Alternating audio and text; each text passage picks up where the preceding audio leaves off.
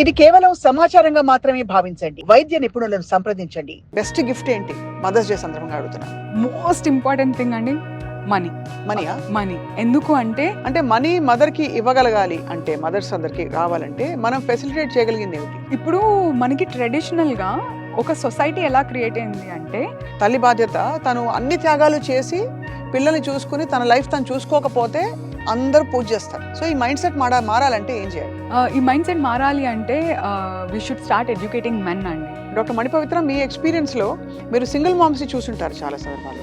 Single moms కి facilitate చేయవలసిన కీలకమైన విషయం ఏంటి? నేను ఏమంటానంటే స్వప్న గారు, it's not just about single moms. Sadly majority of the married women are single moms అంతే. కానీ అది ఒక హస్బెండ్ అనేవాడు ఉన్నాడు కాబట్టి ఓకే మేము మ్యారీడ్ అని చెప్పుకుంటామే తప్ప ఇది కేవలం సమాచారంగా మాత్రమే భావించండి. వైద్య నిపుణులను సంప్రదించండి. హలో అండ్ వెల్కమ్ టు సాక్షి. సృష్టిలో, ప్రపంచంలో, సమాజంలో మోస్ట్ సాక్రిఫైస్ చేసే జాబ్ ఏమన్నా ఉందా అంటే అదేంటంటే అమ్మల జాబ్, తల్లి జాబ్. ఇది జాబ్ అని అడిగితే బిడ్డని కన్నప్పటి నుంచి అలాగే పెంపకంలో అండ్ వాళ్ళు సెటిల్ అయ్యాక కూడా మానసికంగా, శారీరకంగా అన్ని రకాల కూడా నలిగిపోయి పిల్లల్ని బాగా చూడాలనే ఒక తపన తల్లిలో ఉంటుంది, ప్రతి తల్లిలో. మదర్స్ డే సందర్భంగా I have with me a very very eminent well known guest, founder of million moms, doctor Manipavitra. వృత్తిపరంగా వారు షీఈ్ అ డెంటిస్ట్, కానీ యాక్టివిస్ట్గా ముఖ్యంగా మహిళల హక్కుల కోసం, మహిళల శ్రేయస్సు కోసం చాలా అనేక యాంగిల్స్లో she has been participating. So ఈ మిలియన్ మామ్స్ ఏంటంటే ప్రతి తల్లి ఎక్సర్సైజ్ చేయాలి, ఏదో విధమైన శారీరక వ్యాయామం చేస్తేనే ఆరోగ్యంగా ఉంటుందనే కాన్సెప్ట్తో కొన్నేళ్ల క్రితం బయలుదేరి ఇప్పుడు we are going to talk to her about all this. Doctor Manipavitra, thank you for joining us. Oh it's such a pleasure. ప్రతి అమ్మకి తప్పనిసరిగా కావాల్సిన ఒక బెస్ట్ గిఫ్ట్ ఏంటి మదర్స్ డే సందర్భంగా అడుగుతున్నాను. మోస్ట్ ఇంపార్టెంట్ థింగ్ అండి మనీ. మనీయా? మనీ మనీ మనీ ఎందుకు అంటే health is very very important, no doubt. కానీ ఒక హెల్త్ బేస్డ్ యాక్టివిటీ చేయాలి అంటే వాళ్ళకి ఫైనాన్షియల్ కంట్రోల్ లేక చాలా మంది ఆగిపోతూ ఉంటారు. బికాస్ మనం ఈజీగా చెప్పచ్చు, ఒరే ఇంత టైం ఉంది ఏం చేస్తున్నావు, వెళ్ళి ఎక్సర్సైజ్ చేసుకోవచ్చు కదా, you can take care of your health కదా అని చెప్పడం ఇస్ వెరీ ఈజీ. అవును. ఖాళీ లేకుండా పొద్దు నుంచి సాయంత్రం వరకు ఒకటి తర్వాత యాక్టివిటీ పెట్టుకుని they don't have a choice లేకనే వాళ్ళు ఇంట్లో ఉంటున్నారు పిల్లల్ని చూసుకుంటానికి. చాయిస్ లేకనే దే ఆర్ బికాస్ మనీ ఉందనుకోండి, they will be able to employ people, they will be able to delegate task and they will be able to prioritize them. చాలా valid and very practical angle అది అని చెప్పి. అంటే money మదర్కి ఇవ్వగలగాలి అంటే mothers అందరికి రావాలంటే మనం ఫెసిలిటేట్ చేయగలిగింది ఏమిటి? ఇప్పుడు మనకి ట్రెడిషనల్గా ఒక సొసైటీ ఎలా క్రియేట్ అయింది అంటే మొత్తం ఫ్యామిలీ అంతా, ఒక ఊరంతా కలిపి పిల్లల్ని రేస్ చేసే సొసైటీ మంది. బట్ ఇప్పుడు మోడర్నిజం వచ్చి మనం ఇండిపెండెన్స్ అనుకుని సోలో ఫ్యామిలీస్ అనుకుని there is only one person who's bearing the brunt of the entire modernization. అదేమిటంటే అమ్మ. బికాస్ మిగతా వాళ్ళందరూ చేతులు నిలిపేసుకున్నారు. పెద్దోళ్ళు మాది మేము చూసుకుంటాము అంటారు, హస్బెండ్ వెళ్ళి వర్క్ చేసుకుని వస్తాడు. బట్ ఫ్యామిలీ రెస్పాన్సిబిలిటీ ఒకే ఒక మనిషి మీద పడింది, విచ్ ఇస్ అమ్మ.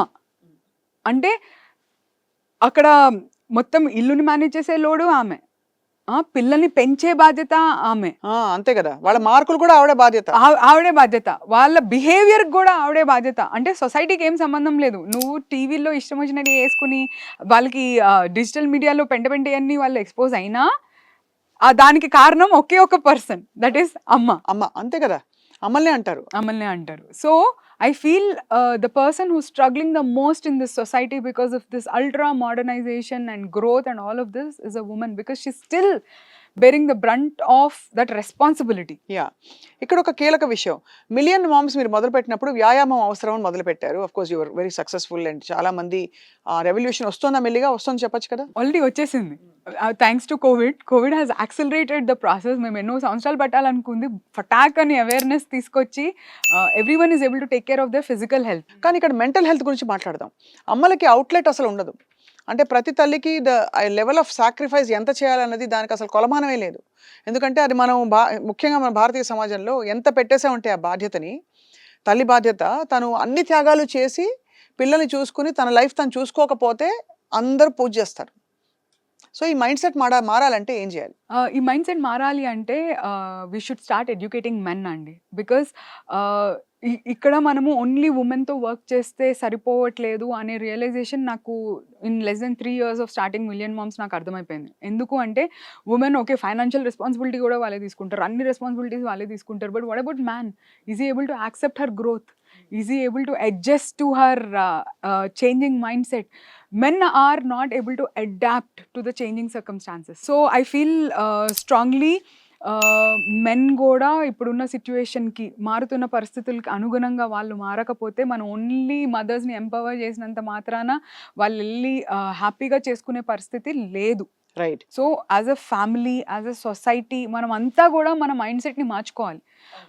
మైండ్ సెట్ని మార్చుకుని ఏం చేయాలి అంటే we should be able to look at ఒక మదర్కి కూడా చాయిస్ ఇవ్వాలి, ఆమెకి కూడా సాక్రిఫైస్ చేస్తే అదేదో పెద్ద గొప్ప విషయం కాదు, మన బాధ్యత మనం నిర్వర్తించాలి అనేది ఎవరికి వాళ్ళు ఇండివిజువల్గా మనం రెస్పాన్సిబిలిటీ తీసుకోకపోతే it could be a son, it could be a daughter, it could be a husband, it could be parents, it could be in laws, వీళ్ళంతా కూడా సపోర్ట్ వాళ్ళ ఆలోచన విధానాన్ని మార్చుకోవాలి. అవును, అంతే కదా.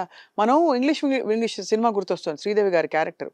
అంటే అమ్మలు ఒకవేళ మీరు అన్నట్టు ఏదో సంపాదించడానికి ఏదో చేసి ప్రయత్నించినా కూడా అది ఆటల్లో అట్టుపండ్లా తీసి పడేస్తారు చాలా ఫ్యామిలీస్. ఏదో చేసుకుంటుంది తను నవ్వుకుంటారు డైనింగ్ టేబుల్ దగ్గర. కామన్ సీన్ కదా ఇది. మా అత్తగారు, I have to really thank her for that, because మా ఫాదర్ కన్నా కూడా మా అత్తమ్మ షీఈ్ రియలీ గుడ్. ఎవరైనా ఉమెన్ గ్రో అవుతుంది అంటే, ఏమైనా యాక్టివిటీ చేస్తుంది అంటే ఇన్సెక్యూరిటీ అనేది ఒక హస్బెండ్లో రావడం చాలా చాలా నార్మల్. మా అత్తమ్మ మాటికి మా హస్బెండ్కే కౌన్సిలింగ్ చేస్తారు. అంటే అరే నీకు ఎంత అదృష్టం రా, అంత మంచి అమ్మాయి ఉంది, ఆమెను సపోర్ట్ చేయడమే మన గ్రోత్ రా అని. అంటే ఆవిడ అట్లా సపోర్ట్ చేయబట్టే మా హస్బెండ్ వింటారు. అట్లా సొసైటీలో ఉన్న ప్రతి ఒక్కళ్ళు కూడా ఇప్పుడు తను ఎంత పాజిటివ్ ఎంత ఉన్నా కూడా ఇంత చాలుగా ఇంకా ఎంత అనేది ప్రతి ఒక్కరికి అందని క్వశ్చన్. బట్ ఒకవేళ నేను గ్రో అవ్వాలి అంటే ఎవరో నాకు సపోర్ట్ చేస్తే నేను గ్రో అవుతాను అనే ఆలోచన ఒక ఉమెన్ పక్కన పెట్టేసి, నేను గ్రో అవుతే నాతో పాటు నా ఫ్యామిలీ కూడా ఆటోమేటిక్గా అడాప్ట్ అయ్యి గ్రో అవుతుంది అనే నేచర్లోకి మనం వెళ్ళడం ఎంత ఇంపార్టెంటో, సైమల్టేనియస్గా మనకున్న చుట్టుపక్కల ఉమెన్ కూడా ఆ పరిస్థితిని మెన్కి ఎక్స్ప్లెయిన్ చేయగలడం కూడా ఈక్వల్లీ ఇంపార్టెంట్ అండి. డాక్టర్ మణిపవిత్ర, మీ ఎక్స్పీరియన్స్లో మీరు సింగిల్ మామ్స్ని చూసుంటారు చాలా సందర్భాల్లో. సింగిల్ మామ్స్కి ఫెసిలిటేట్ చేయవలసిన కీలకమైన విషయం ఏమిటి? నేను ఏమంటానంటే స్వప్న గారు, it's not just about single moms.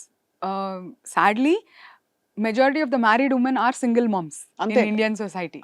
అంతే.